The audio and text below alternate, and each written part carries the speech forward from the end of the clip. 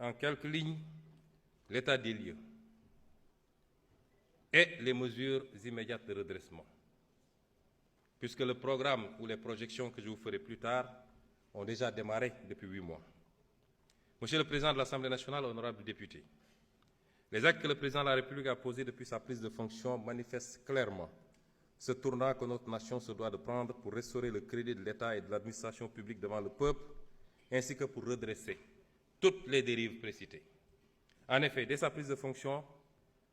il a chargé le gouvernement de mettre en place un plan d'action d'urgence dans l'attente de l'adoption du nouveau référentiel des politiques économiques et sociales. Dans ce cadre, le gouvernement a enregistré d'importantes réalisations au cours de ces 8 derniers mois qui ont balisé le chemin à la vision d'un Sénégal souverain, juste et prospère, ancré dans les valeurs fortes. Nous nous sommes tout d'abord attaqués à la mère des batailles, à savoir l'établissement de la situation de référence des finances publiques, de l'état des lieux des contrats au niveau des secteurs stratégiques et la reddition des comptes. Bref, un Sénégal juste plus que transparent et au meilleur standard de la bonne gouvernance. À cet égard, nous ne pouvions pas nous imaginer un seul instant que le mal était si profond. L'audit des finances publiques sur la période du 1er mars 2019 au 31 mars 2024 est à ce point particulièrement révélateur des dérives du précédent régime, avec notamment les niveaux du déficit budgétaire et de la dette publique minorés. Cette situation a eu notamment comme conséquence la suspension des financements attendus en 2024 du Fonds monétaire international et de la Banque mondiale et le gel du programme économique et financier appuyé par le FMI. C'est le lieu, une fois de plus, de rendre hommage au président de la République, qui a préféré sacrifier à cet exercice de transparence plutôt que de démarrer son magistère dans le mensonge. Il nous est également paru indispensable, dans l'environnement laxiste ayant prévalu durant le dernier régime, de procéder à la revue de tous les contrats signés dans les secteurs stratégiques,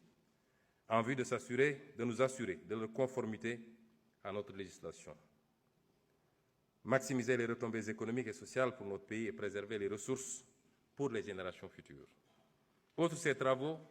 l'exigence de reddition des comptes a été étendue aux nombreux chantiers payés non achevés, les hôpitaux,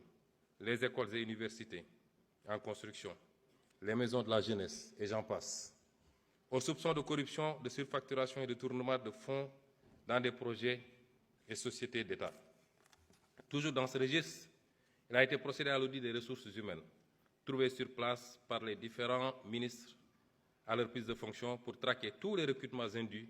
sous la forme de personnel contractuel. Pour donner une idée de l'ampleur des pratiques du régime précédent, le ministère en charge de la fonction publique a recensé environ 29 000 contractuels recrutés en marge de la réglementation en vigueur. De même,